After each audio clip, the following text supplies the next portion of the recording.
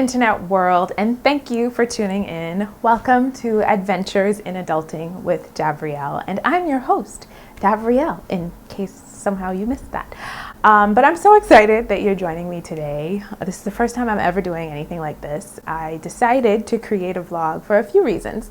The first one is my friend Steven, better known as Shinwin, issued an encouragement to the Bahamian population to make the most of this corona quarantine lockdown, social isolation experience and create something. And so this is what came to mind to create because, cliche as it sounds, a lot of you guys have been reaching out to me and encouraging me to create a YouTube channel, to make a cooking channel. But I didn't want to just limit it to cooking because, well, adulting is its own experience, and that's why I called it Adventures in Adulting. It feels like every day I'm learning things, I'm growing, literally about just being an adult, pathetic as that must be because I'm like 30, but that's beside the point. Okay, so today's episode, we're going to focus on 2 of the 4 F's. So the 4 F's that I have, I guess, predicated my blog upon are food, finances, faith, and fun. And those are just, I guess, broad categories that start with F because I like alliterations, because your girl likes grammar. So that's just an aside. But those are just general categories of life, things that I learn about, like I said, on a daily basis. And 2 of them that I'm going to focus on today. The first is food, because I'm cooking everything and someone needs to see this. So I created an entire YouTube channel really to document myself cooking because I'm so impressed. I feel like I'm going to emerge a chef and probably fat by the end of this experience. But to God be the glory. The other thing that we're going to talk about today is faith, because it happens to be Easter weekend, and I hate the fact that I'm stuck in the house. Easter is like my Super Bowl. I am the last Christian girl, and I love any holiday that revolves around Jesus. Easter, Christmas, I'm there for the whole thing. And so this really sucks. So I'm going to share a little bit about what I feel like the Lord was inspiring me with and encouraging me to and calling me to during this time that we were in the house. Hi guys, and welcome to the cooking portion of today's show. I still haven't decided what I'm going to call my cooking segment. I'm between Dinner with Dav, or Dav's Diner, or Deliciously Dav, or Delicious by Dav. So I'm going to let you guys vote in the comments for what we call the cooking segment. But this morning I am making Cinnamon Crumb Banana Bread. This is one of my favorites. And I think this is a good learning exercise because I'm going to have to substitute a few things. This recipe, I like it because it doesn't call for that many bananas. I don't know if that's a bad thing. But you know, like my grandma's banana bread, it's delicious, but it calls for like 6 bananas. But this recipe is something that I can make when I just have 1 or 2 bananas that are about to go rotten. So I have stolen some and frozen them last night, but I actually only need 1. So I'm going to melt this and then get to it, but in the meantime I'm going to prep my other ingredients and I'm going to show you how I substitute. So for example, this recipe calls for powdered sugar for the crumb topping. I don't have any powdered sugar. Obviously I can't leave my house for a few days, so I'm going to make powdered sugar. I'm going to show you how to do it. It's top secret. It's really not. Instead of using my coconut milk, I decided to use the almond milk that we had since it was open.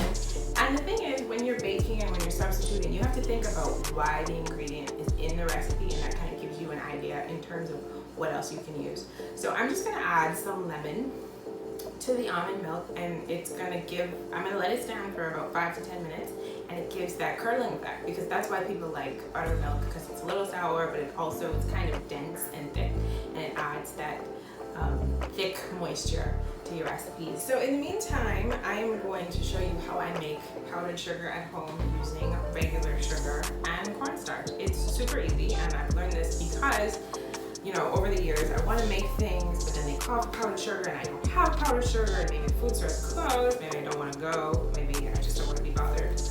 And so you find fun ways to do things. So this recipe calls for half a cup. My half cup measure is currently has milk in it, so I'm going to use 2 quarter cups. And I mean, I do that a lot as well, you know, like if you don't necessarily have the right measure, you know, 2 quarter cups is a half cup, so you just feel your way kind of through that. And then you have to use a really powerful blender. I have this NutriBullet and I absolutely love it. And it says to blend for about 4 to 5 minutes because you want it to be really fine. That's obviously the thing about powdered sugar. Also, you want to make sure this is super dry because, you know, if it gets wet, it's gonna come together. So here goes.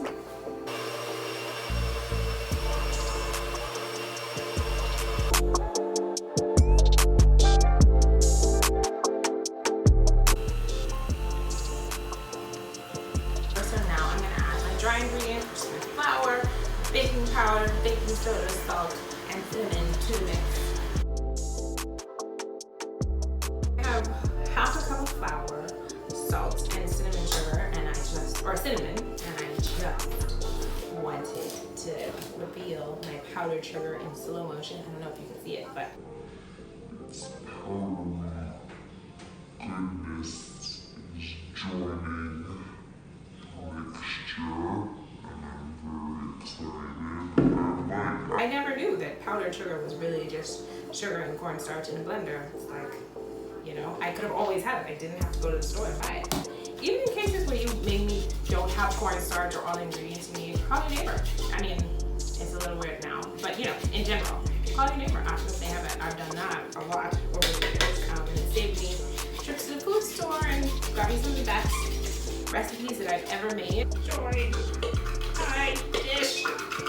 So we've mixed the powdered sugar that I made myself, and the cinnamon, salt, and flour. And so now I have half a cup of melted butter, because butter makes everything better. I see it's coming together. It's becoming really crumbly really quickly. And so I'm going to sprinkle this on top of my mixture. So I have greased my loaf pan using coconut oil just because it's what I have handy. And now I'm going to take my banana bread cake, I guess, part mixture and just pour it on in here. I'm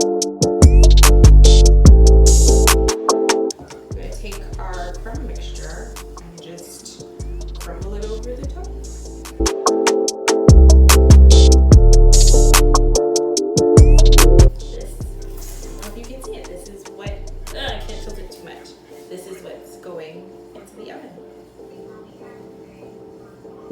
Alright, so my banana bread is baking in a 350 degree oven for 45 minutes. So in the meantime, I'm going to clean up this kitchen. So hopefully it will just be me, a cup of coffee, and my delicious banana bread. So this is the second time this has happened when it's come out. It's there's a little crater going on. I think the weight of the crumbs may be too heavy for it, but I promise you it is a sweet, delicious treat. Hope you try it.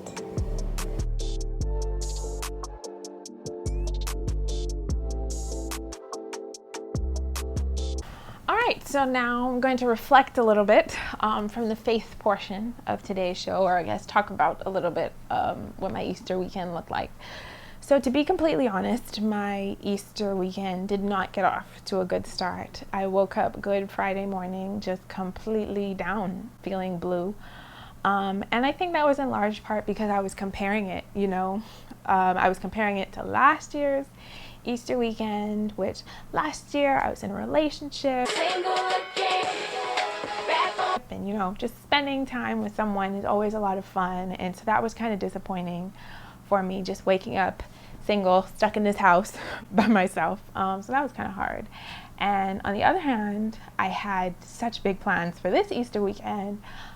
Myself and one of my girlfriends, we had planned a trip to San Francisco. We had picked out the hotel we were going to stay at, the restaurants we were going to go to, the sites we were going to see. When I compared just waking up Good Friday to this year versus last year, and then compared it to what I wanted it to be, it was just, no comparison. I felt pretty guilty too, because it was like, on the other hand, I'm usually so excited to celebrate Jesus, so excited to celebrate this time, and the things that would normally excite me and what should excite me didn't.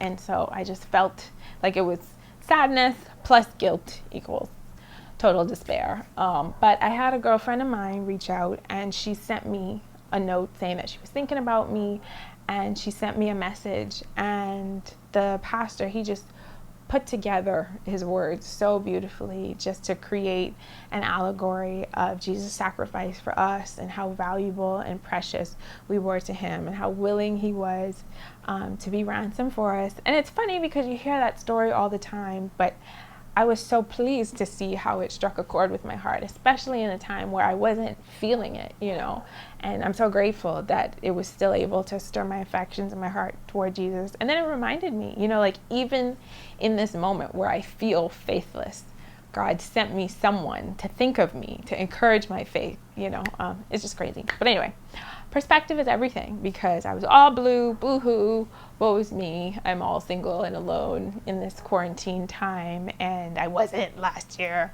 Death to everyone. But then I remembered last year also, the Saturday between Good Friday and Easter Sunday, my father was having major surgery, and it was for a series of unfortunate reasons, something that my family had to pay for out of pocket. And that was a difficult experience. We didn't know exactly how we were going to pay for it. And then some crazy things happened and we didn't know if he was going to be all right. But just realizing, that's a year behind us and he is well and that bill is paid and everything is good. And so just having perspective on how beautiful things actually did turn out and how things are actually better than they were. The second thing is to not worry, which is like, I know how hard that is because every day I have to willingly throw my cares on Jesus or I'll just be completely covered by them. There's a lot to worry about. There's literally a deadly pestilence going on. People are at risk just depending on their age, things like that. Like, it's not an easy time. People are losing their jobs in the hundreds. The company that I work for has actually started the layoff process. And so there's a lot that you can worry about, but you have to choose not to, because if you think about it, in Matthew 6, they ask, who by worrying can add an hour to your life? Like, you can't. Worrying is not going to help. You start worrying, then you have a million other thoughts, then you have a little anxiety party, and then it's a disaster. So I'm supposed to turn 30 this year, and I had all these plans for this epic birthday trip, and now I'm like, I don't think we're going to be able to travel, like I'm living in a negative future. And so I want to encourage everybody to willingly and willfully choose not to worry. Finally, this is only a season. And I have to say that to myself over and over again. The longer this social isolation period persists, the harder it is to believe that this is not how life is going to be forever. But this is not how life is going to be forever. This is only a season. There are seasons in life. There's winter, there's summer, there's spring, there's fall. This is a season and it's going to come to an end. I have looked back on really difficult seasons in my life and remembered that I made it through those and they are behind me. And we're going to look back on this and remember it, and we're going to remember the lessons we learned. Probably not going to laugh about it anytime soon because this is some serious stuff, but we'll remind ourselves, like Ecclesiastes 3, like this is only a season and that you'll be all right. Something that God showed me last year is that 3 things are always happening in your life. He's either working in you, as in healing you in places that you don't even notice maybe, and just changing who you are on the inside. He's working on you, working on your character, working on the way that you interact with other people, and then he's working for you. And the working for you part is probably the hardest to believe right now because things just don't look good for most people. But he is. He's always working for you. And you usually don't see how he was working for you until the end of the season. So I'd encourage you, as I am encouraging myself, to know that God is working for you no matter what it looks like. He's working in you. He's working on you. He's working for you. And he's with you. So I hope that you are encouraged with the faith portion of Adventures in Adulting with Davrielle. And I really hope that you tune in next time. Thank you for watching.